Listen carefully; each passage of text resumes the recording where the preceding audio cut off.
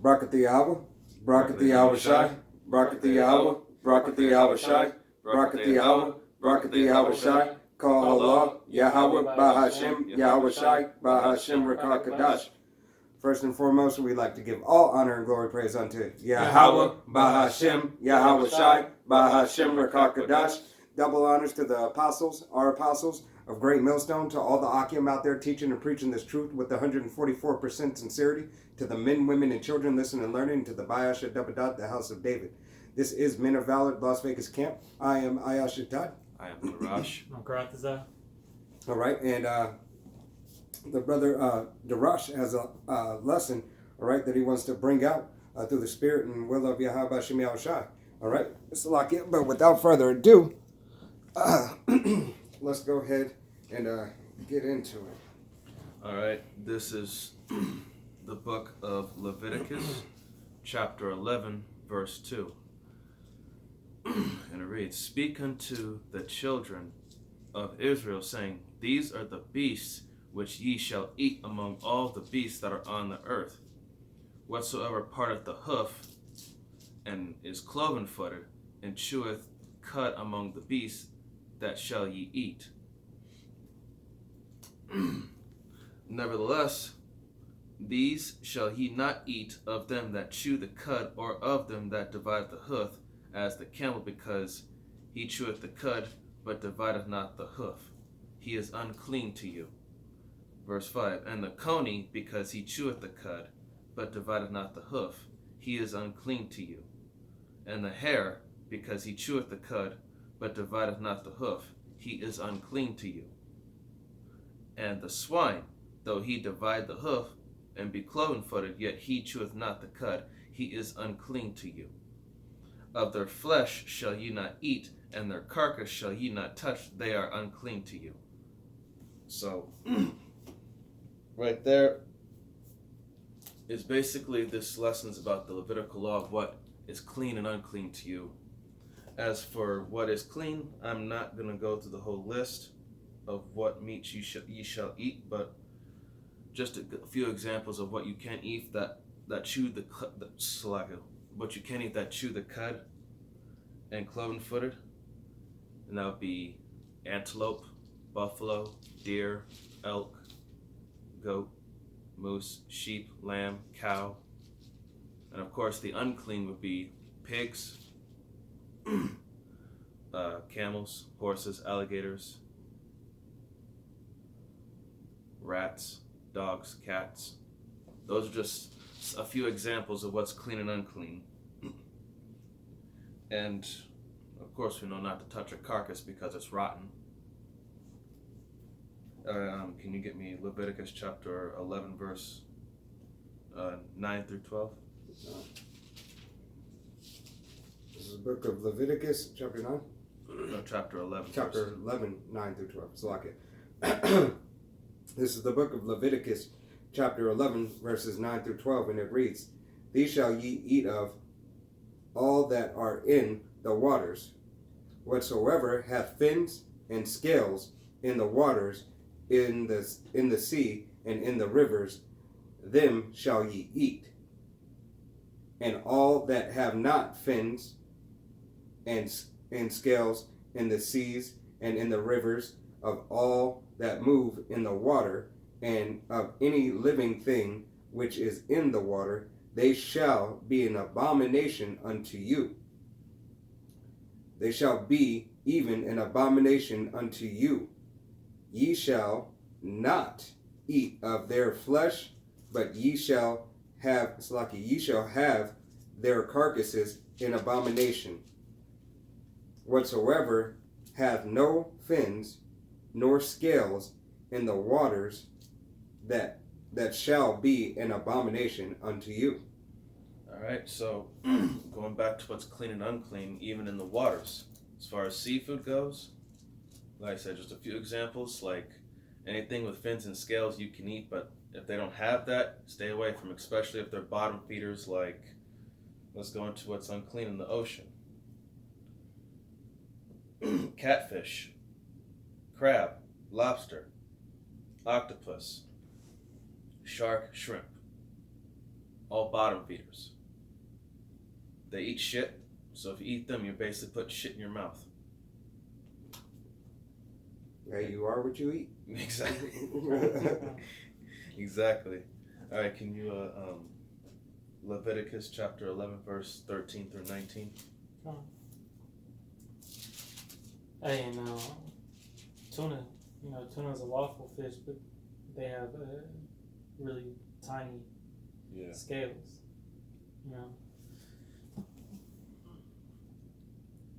It was 13? Yeah. This is the book of Leviticus, chapter 11, verse 13. And those are they which ye shall have in abomination among the fowls. They shall not be eaten. They are an abomination. The eagle and the ossifrage and the osprey. Keep going. Yeah, keep going.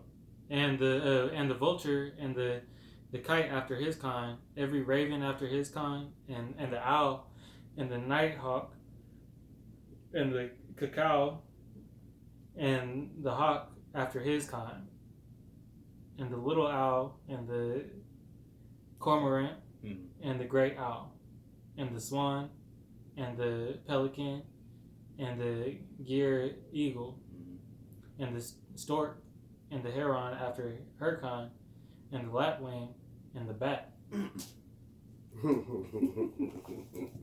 And y'all know what that bat do. Enough said on that. Yeah, enough said on that. So, Woo! And all these other, especially when they're genetically engineered bats, right? Designed in a lab. Yeah. And most of these other birds, they're scavengers. They eat stuff that's already dead. Yeah. So vultures. Yeah. So like you said, you are what you eat. And as for stuff, and for fowls of the air that are clean. What was that movie in the Jungle Book? Yeah, but Slovakia, vultures don't even eat their own kind when they're dead. They'll buzz around them and everything, right. But the vultures, even though they eat rotten flesh, they will not eat their own kind. That's just a fun fact. Slovakia. You could feed a pig a pig, but you can't feed a vulture a vulture. I was watching that you had a documentary on and it said that these indigenous, which are the heathen nations, when they would travel on boats and everything, they would keep pigs, and they would feed them the dead bodies and everything. God. They're used for that. The garbage disposals of the earth. Get rid of everything. Mm-hmm. So. And as for the clean fowl, it would be the turkey, pigeon, chicken, quail, pheasant, grouse, and the dove. Those you can eat, but all those others, nope. This is Leviticus chapter 11, verse 20. All fowls that creep, going up on all four, shall be an abomination unto you. Yet these may ye eat of every flying creeping thing that goeth upon all four, which have legs above their feet, to leap withal upon the earth. Even these of them ye may eat, the locust after his kind, and the bald locust after his kind, and the beetle after his kind, and the grasshopper after his kind. But all other flying creeping things which have 4 feet shall be an abomination unto you. In Slovakia, it's not just grasshoppers, because grasshoppers and locusts, they have many kinds. All right, like the beetle. The beetle has the ladybug actually falls in with the beetle. All right, so that would be lawful to eat if you were ever in a time of hunger. During this time that is coming up, Yahweh Hashem Yahushua may send you, a box full of ladybugs somewhere, and it is lawful to eat and actually very high in protein. Crickets are lawful, I believe. Yeah. And Slovakia. You got desert. They don't call them grasshoppers; they call them desert something. Yeah. Slovakia. Yeah, I'll save them for the time to come. But grasshoppers, locusts, crickets, and beetles. Because during that time, may be the only source of nutrition you have available to you. Oh. Yep. So you can't be picky. Right. And it's gonna look a lot better than it sounds. Yeah. God. Verse 24. And for these ye shall be unclean, which whosoever toucheth the carcass of them shall be unclean until the even. And whosoever beareth aught of the carcass of them shall wash his clothes and be unclean until the even. The carcasses of every beast which divideth the hoof, and is not cloven-footed, nor cheweth the cud, or are unclean unto you. Everyone that toucheth them shall be unclean. And whatsoever goeth upon his paws among all manner of beasts that go on all fours, those are unclean unto you. Whoso toucheth their carcass shall be unclean unto the even, and he that beareth the carcass of them shall wash his clothes and be unclean until the even. They are unclean unto you. These also shall be unclean unto you among the creeping things that creepeth upon the earth, the weasel, and the mouse, and the tortoise after his kind, and the ferret, and the chameleon, and the lizard, and the snail, and the mole. These are unclean to you among all that creep. Whosoever doeth touch them, when they be dead, shall be unclean until the even. So, just remember, that's the most important thing, is that the Levitical law is basically teaching you how to manage your diet, what's good for you, what's not good for you. And yet, a lot of you out there don't seem to care. And this is, can you get Leviticus chapter 3, verse 17? No, All right, this is the book of Leviticus, chapter 3, and verse 17, and it reads, It shall be a perpetual statute for your generation throughout all your dwelling, that ye eat neither fat nor blood. In other words, they're saying, that if something isn't cooked all the way through, don't eat it. Raw meat, halfway cooked, or blood. Wow. Always eat your meat all the way cooked through. Hey, and that's what Esau did, man. Yeah. He came in the house from his journey or voyage, from his little hunt. Call it. And he was just He was famished. he was so hungry. He had to break the law. There you go. Because he couldn't wait until it was cooked. He just had to have it. Can you give me Matthew 15 and 11? Yes, sir.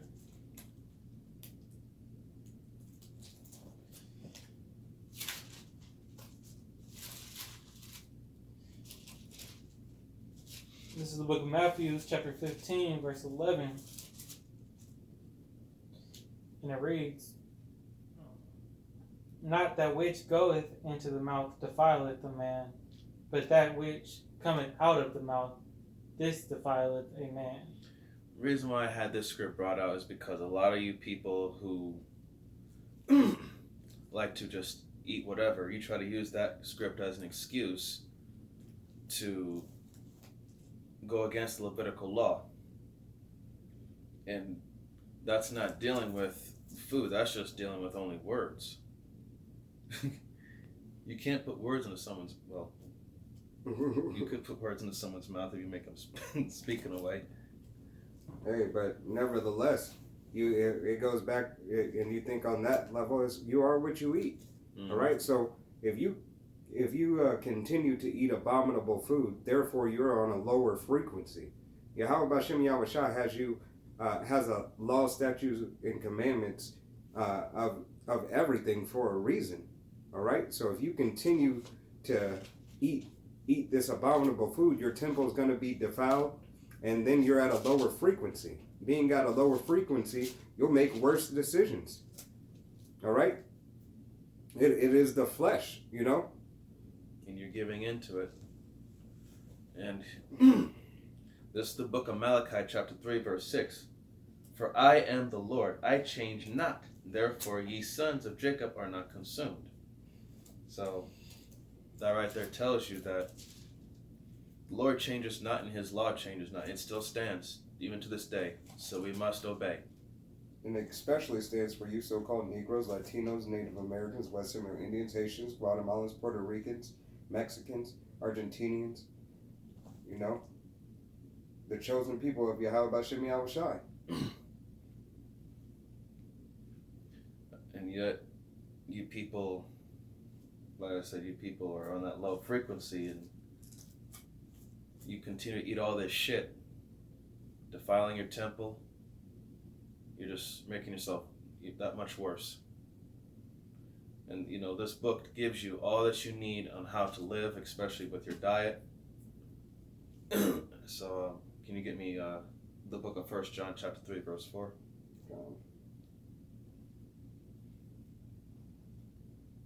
I got a quick reset. Okay. This is going to be the book of 1 Corinthians, chapter 6, verse 13. I'm going to start at 12. It says, all things are lawful unto me, but all things are not expedient. All things are lawful for me, but I will not be brought under the power of any. It says, meats for the belly, and belly for meats. But Yahweh shall destroy both of it and them. Now the body is not for fornication, but for the Lord, and the Lord for the body. God. Hey, that's a powerful script right there. Yeah, I mean, it's really self-explanatory. Just read it one more time for me, Bob. This is 1 Corinthians chapter 6, verse 12. All things are lawful unto me, but all things are not expedient. All things are lawful for me, but I will not be brought under the power of any. Meats for the belly, and belly for meats. But Yahweh shall destroy both it and them.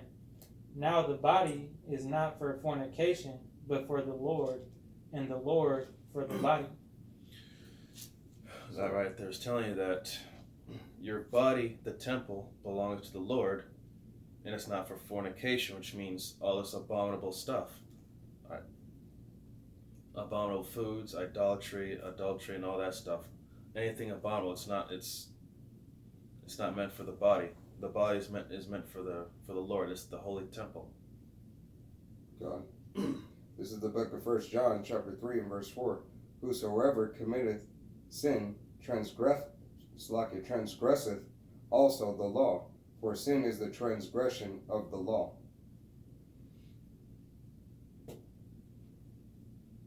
So, for all of those out there who don't know what sin means, that you just read it again. It is 1 John chapter 3 and verse 4. Whosoever committeth sin transgresseth also the law, for sin is the transgression of the law. So, you transgress the law, you sin. So you can't make no excuses. You really can't make no excuses because the Lord changed not. As I read earlier in the book of Malachi chapter 3 verse 6. And the law has not been done away with. And I'm going to prove that. Can you give me Matthew 5 and 17?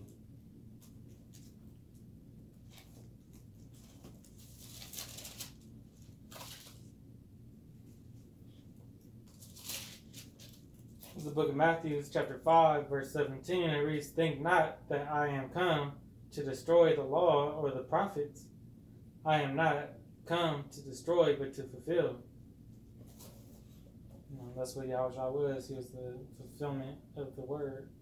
Can you read down another script on that? Verse 18, for verily I say unto you, till heaven and earth pass, one joke or one title, Tittles. one tittle shall in no wise pass from the law till all be fulfilled. Con.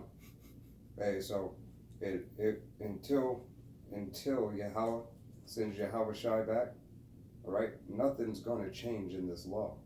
And even then, we're still waiting for order until he tells us what else is going to be added unto, what other high holy day that we have, or whatever his will is. But until that time, What do they say? Stick to the script. Mm-hmm. Okay. Stick to the script, Jake. Stick to the scripts. So for all of you wacky tacky Christians out there who listen to Pastor Porkchop on the Sunday sermon or whatnot, this right there proves to you that the law has not been done away with. It's still here. It's in effect. So follow it. Don't make no excuses. This is the book of John, chapter 14, verse 15, and it reads, "If ye love me, keep my commandments." I'll read it again. "If ye love me, keep my commandments." So, if you love Yahweh Shem Yahushai, keep his commandments to the best of your ability with all truth and sincerity.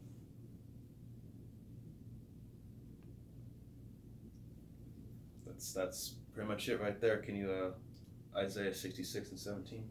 Isaiah 66 and Can you 17. get Sirach 40 and 29? This is the book of Isaiah, chapter 66 and verse 17, and it reads, "They that sanctify themselves and purify themselves in the garden behind one tree in the midst eating swine's flesh, and the abomination and the mouse shall be consumed together, saith Yahweh." Read that one more time. They that sanctify them, Slakia. This is the book of Isaiah, chapter 66 and verse 17. They that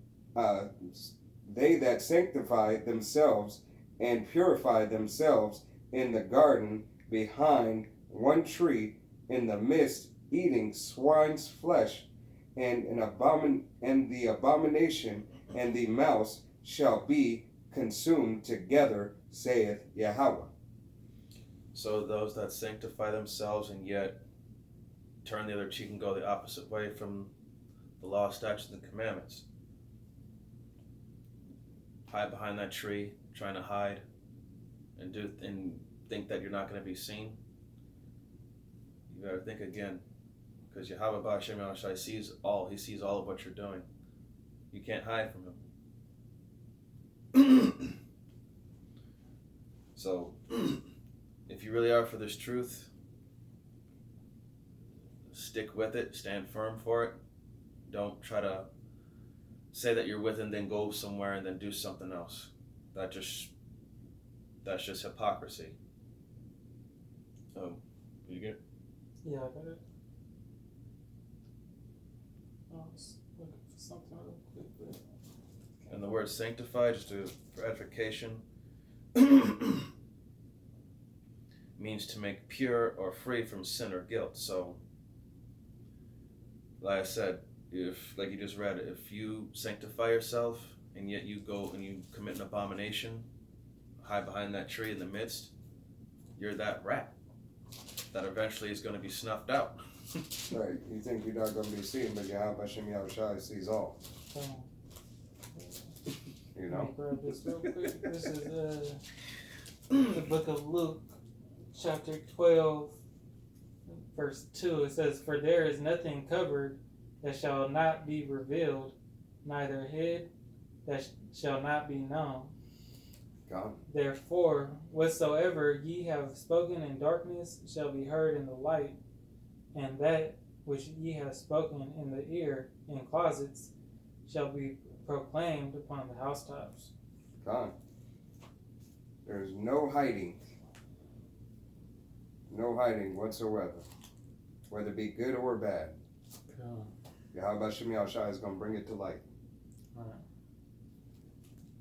Yep. Alright. Oh my God. You go ahead. Alright, this is the book of Sirach, chapter 40, verse 29. It says, "The life of him that dependeth on another man's table is not to be counted for a life, for he polluteth himself with other men's meat. But a wise man, well nurtured, will beware thereof." And what that's saying is that you cannot put your faith and trust in other man's philosophy or what he does or how he does things, even his own food. God. 2 Maccabees chapter 7, verse 1 through 2. That's why you got to be careful, when you're going out, eating at somebody else's house, going over to a friend that, still in the world and whatnot. Because, they could still be cooking on, with unclean things. Cooking with that fat back. Yeah, cooking on that, man. Second Maccabees. Yeah, 2 Maccabees chapter 7, verse 1 through 2.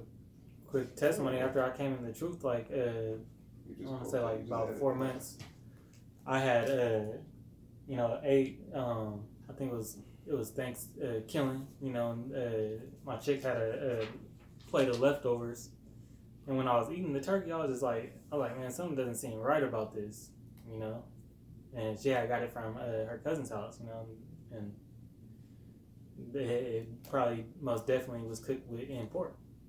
God. And when you haven't eaten pork for a while, you're sick as a dog. Right. Blown out the bathroom and just knocked off completely. It's as if somebody did knock you off. Right. I'm useless after that. So lucky. Oh. Abaratazai doesn't happen again. God. That's why you gotta be have that wisdom and be able to discern. I knew I probably should have stopped when I had that first feeling that something ain't right about this. God. This is the book of 2 Maccabees, chapter 7 and verse 1, and it reads, "It came to pass also the 7 brethren with their mothers were taken and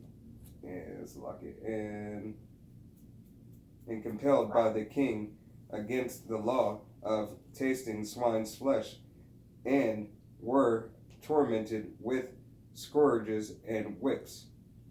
But one of them spake first and said, Though thou wouldest thou ask or learn or of us," it's kind of dark over here, we are ready to die rather than transgress the laws of our fathers. Well, we would rather die than break the law, because we fear the Most High. We fear Yahweh Hashem Yahushai. We would rather die righteously than to break his laws and receive his fury. And Abaratazai, Yahweh Hashem Yahushai continues to build our faith, up to be as, the brothers in this book, that no matter what happens, whatever, we stand fast and grounded and rooted for Yahweh Hashem Yahushai. So now that this lesson just proved you wacky tacky Christians wrong about the whole thing about what goes in your mouth doesn't defile it, but what comes out of your mouth defiles them, and that's not talking about food, that's just words. And like I said before, the Lord changes not.